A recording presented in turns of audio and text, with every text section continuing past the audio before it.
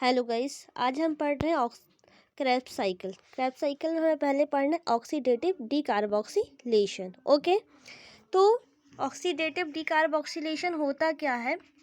Glycolysis से प्राप्त पायरूविक अम्ल, जो हमने ग्लाइकोलाइसिस पढ़ा लास्ट में, तो उसमें क्या उस समय लास्ट में क्या मिल रहा था? पायरूविक एसिड मिल रहा था। ठीक है, तो ग्लाइकोलाइसिस से जो हमें पायरूविक एसिड मिला वो कोशिका द्रव से माइक्रोकॉन्ड्रिया में पहुंचता है। ग्लाइकोलाइसिस की प्रक्रिया कहाँ हो रही थी? कोशिका द्रव में हो रही थी। अब कहाँ आ गया वो पायरूविक एसिड? पायरूविक एसिड आ गया माइटोकॉन्ड्रिया में। ओके, जहाँ से क्या CO2 निकलती है। अब ये प्रक्रिया ऑक्सीजन की उपस्थिति में होती है, इसलिए इसको ऑक्सीडेटिव डीकार्बोक्सिलेशन कहते हैं। डीकार्बोक्सिलेशन मतलब कार्बन डाइऑक्साइड का निकलना, ऑक्सीडेटिव मतलब in the presence of oxygen. Okay, तो ऑक्सीजन की उपस्थिति में कार्बन डाइऑक्साइड का निकलना ऑक्सीडेटिव डीकार्बोक्सिलेशन कहलाता है। ओके, अब पायरूविक अम्ल क्या है? CH3COOH, ये पायरूविक एसिड का फॉर्मूला होता है। ये हमने पढ़ लिया, कभी जरूरत पड़ी तो। अब देखो ऑक्सीडेटिव डीकार्बोक्सिलेशन का फॉर्मूला क्या होता है? जो पायरूविक एसिड होता है वो पायरूवेट डिहाइड्रोजिनेट की उपस्थिति में एसिटाइल कोएंजाइम ए बनाता है। ठीक है, तो पायरूविक एसिड जो होता है पायरूवेट डिहाइड्रोजिनेट और कोएंजाइम ए भी उपस्थित रहता है। अब देखो कौन सा एंजाइम है? डिहाइड्रोजिनेस। मैंने लास्ट वीडियो में बताया था, अगर आपने वो नहीं देखा तो पहले उसको देखना जरूरी है, फिर ये देखिए।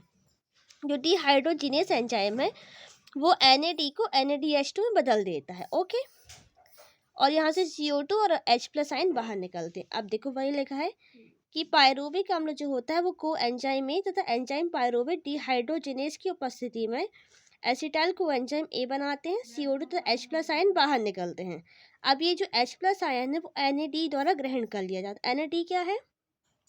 एक प्रकार का हाइड्रोजन ग्राही है। ठीक है, हाइड्रोजन ग्राही है तो वो हाइड्रोजन को ग्रहण कर लेगा, तो क्या बन जाएगा? NADH2 बन जाता है।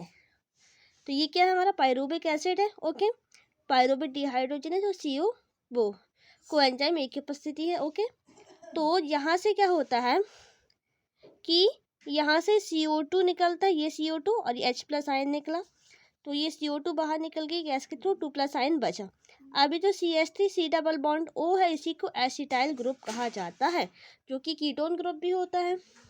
अब आते हैं हम क्रेब्स साइकिल में। ठीक है, अभी तक इतना पढ़ना जरूरी था, अब हम आते हैं क्रेब्स साइकिल में। क्रेब्स साइकिल किसने दिया? तो ऑब्जेक्टिव में आ सकता है TH क्रेब्स ने दिया, इसलिए इसे क्रेब्स चक्र भी कहा जाता है।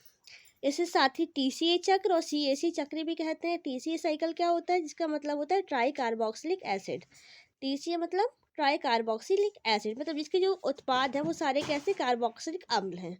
3 प्रकार के कार्बोक्सिलिक अम्ल हमें इसमें मिल रहे हैं। ओके, और CAC सिट्रिक एसिड साइकिल, इसमें क्या होता है? जो हमारा पहला वो उत्पाद जो होता है वो क्या होता है? सिट्रिक अम्ल होता है। ओके, अब देखो पायरूविक एसिड जो होता है, अपन ने अभी पढ़ा कि पायरूविक डिहाइड्रोजिनेट और कोएंजाइम ए की उपस्थिति में एसिटाइल कोएंजाइम ए बनाता है और NAD को NADH2 में बदल देता। अब देखो सबसे पहले तो क्या है कि ये सिट्रिक एसिड बनाता है। सिट्रिक एसिड जो है एकोटिनेस एंजाइम की उपस्थिति में सिस एकोटेनिक एसिड बनाता है और H2 यहाँ से बाहर निकलता है। अब जो है सिस एकोटेनिक एसिड वो एकोटिनाइस की उपस्थिति में आइसोसिट्रिक एसिड बनाता है, इसमें H2 अंदर आती है। ओके, आइसोसिट्रिक एसिड जो होता है आइसोसिट्रेटेड डिहाइड्रोजिनेस की उपस्थिति में ऑक्सीलोसक्सिनेट बनाती है।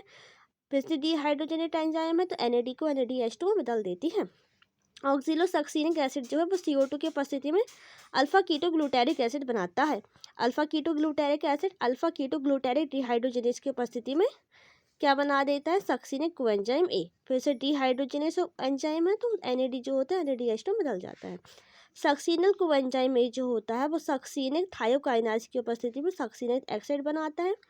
सक्सिनिक एसिड जो होता है सक्सिनिक डिहाइड्रोजिनेस की उपस्थिति में फ्यूमेरिक एसिड बनाता है। फ्यूमेरिक एसिड जो होता है वो फ्यूमेरेस एंजाइम की उपस्थिति में मैलिक एसिड बनाता है। मैलिक एसिड मैलिक डिहाइड्रोजिनेस की उपस्थिति में OAA बनाता है। इसी प्रकार ये पूरा साइकिल चलता रहता है। अच्छा, इसमें कुछ वर्ड आए NAD FAD कोएंजाइम ए। जो NAD है उसका फुल फॉर्म होता है nicotinamide adenine dinucleotide. FAD का मतलब होता है flavin adenine dinucleotide. Coenzyme A जो होता है विटामिन B3 से आता है, इसलिए इसे पेंटाथेनिक एसिड कहते हैं। अब ये होगी है नॉर्मल बात। अब अगर हम इसमें ट्रिक की बात करें तो कैसे बनाएंगे ट्रिक? तो ट्रिक है,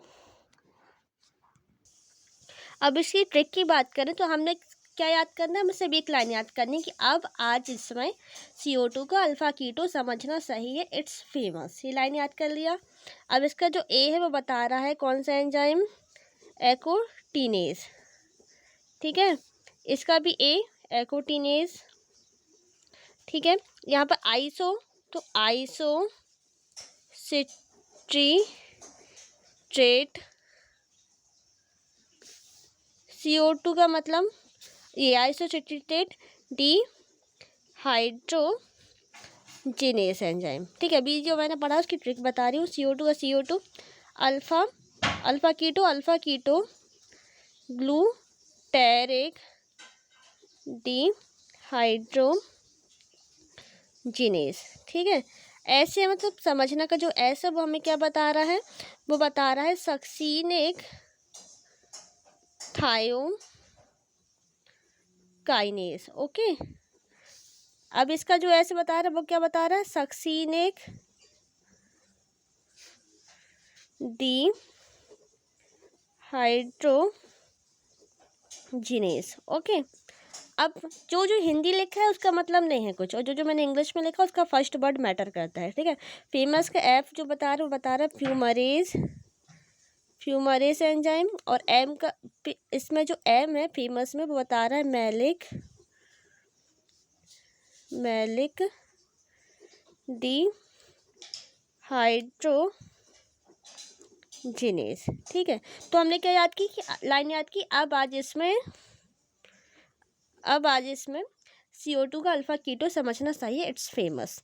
तो ए से क्या, एकोटिनेज, ये कौन है, उसका मतलब भी एकोटिनेज होता है। आई से आइकोसिट्रेट डिहाइड्रोजिनेट, CO2 का CO2, अल्फा कीटो से alpha keto glutaric dehydrogenase enzyme. इसका जो एस है वो सक्सीनिक थायोकाइनेस है, इसका एस बताता है सक्सीनिक डिहाइड्रोजिनेस, इसका एफ जो फ्यूमरेज और M maleic dehydrogenase.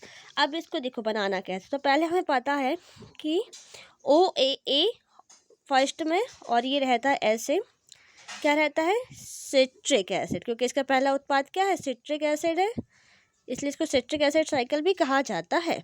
Citric acid हो गया। देखो अब हमें पता है कि अब पूरे में एरो बस बनाते चलो। पहला क्या, यहाँ पर हमने एंजाइम लिख दिया ना सारे, अब वो लिखो एकोटिनेज, ठीक है।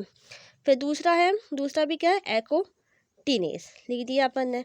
तीसरा है आइसोसिट्रीट्रेट डिहाइड्रोजिनेस, ठीक है। इसके बाद हमने लिख दिया क्या है, इसके बाद CO2 लिख दिया। फिर है अल्फा कीटो ग्लूटेरिक डिहाइड्रोजिनेस, तो वो भी लिख दिया, ओके। अब नेक्स्ट क्या है, नेक्स्ट है सक्सीनिक थायोकाइनाइड,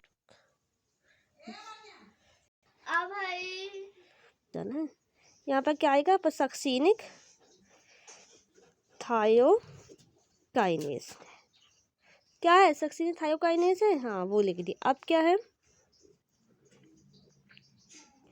सक्सीनिक डिहाइड्रोजिनेस लिख दिया। अब क्या बचा, फ्यूमरेज लिख दिया। अब है मैलिक हाइड्रोजिनेस, इतना अपन ने कर दिया ना जितने भी एंजाइम थे पहला। अब आज इसमें हमें CO2 का अल्फा कीटो समझना सही, इट्स फेमस, तो अपन ने ये पढ़ा था।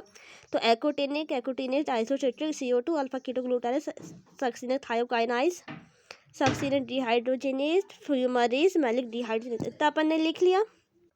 अब देखो यहाँ पर कौन सा एंजाइम है, एकोटिनेज, ऊपर क्या था, सिट, तो अपन यहाँ पर लिखेंगे सिस एकोटिनिक एसिड। अपन ने कौन सा एंजाइम यहाँ पर लिया था, एकोटिनाइज, तो ऊपर क्या आएगा, सिस एकोटिनिक एसिड। यहाँ पर कौन सा एंजाइम था, आइसोसिट्रीट्रेट डिहाइड्रोजिनेट, तो यहाँ पर देखो सिट्रिक एसिड। जो एंजाइम अपन ने नीचे लिया उसके ऊपर उसी का वो उत्पाद आएगा। तो CO2 लिया, CO2 में क्या है, O है, ऑक्सीजन, तो यहाँ पर आएगा ऑक्सैलो सक्सीनिक एसिड। ओके, यहाँ पर क्या लिया था, अल्फा कीटो ग्लूटारिक डिहाइड्रोजिनेस। तो यहाँ पर क्या आएगा, अल्फा कीटो ग्लूटारिक एसिड। ठीक है, यहाँ पर क्या लिया, सक्सीनिक थायोकाइनेज। इसके पहले क्या आएगा, सक्सीनिक कोएंजाइम ए। अच्छा, एक चीज़ और, यहाँ पर सक्सीनिक थायोकाइनेज के साथ कोएंजाइम ए भी रहता है। ओके, अब यहाँ पर सक्सीनिक डिहाइड्रोजिनेस, तो उसके पहले क्या बनेगा, सक्सीनिक एसिड। ठीक है, यहाँ पर कौन सा एंजाइम है, फ्यूमरेज। तो आप खुद सोचिए क्या आएगा, फ्यूमेरिक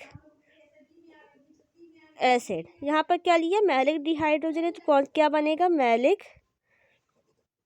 एसिड। ठीक है, अब मैंने क्या बोला, जहाँ जहाँ डिहाइड्रोजिनेस एंजाइम है वहाँ पर NADH2 में या FADH2 में बदलता है। यहाँ पर है डिहाइड्रोजिनेस, तो यहाँ पर जो है वो NAD हाइड्रोजन ग्रहण करेगा और NADH2 बनाएगा। ओके, यहाँ पर डिहाइड्रोजिनेस है तो यहाँ पर भी NADH2 में बनाएगा, बदलेगा। यहाँ पर जो होता है, यहाँ पर FADH2 में बदलता है, यहाँ पर NADH2 में बदलता है। इसी प्रकार इसकी ट्रिक होती है, जो ट्रिक मैं पढ़ती हूँ वही आप लोग को बताती हूँ। Okay, for more videos like share and subscribe. अगर आपको ये समझ में नहीं आता तो आप 2 से 3 बार प्रैक्टिस कीजिए। जितना आप प्रैक्टिस करेंगे उतने अच्छे से आपसे बनने लगेगा। Okay, thank you.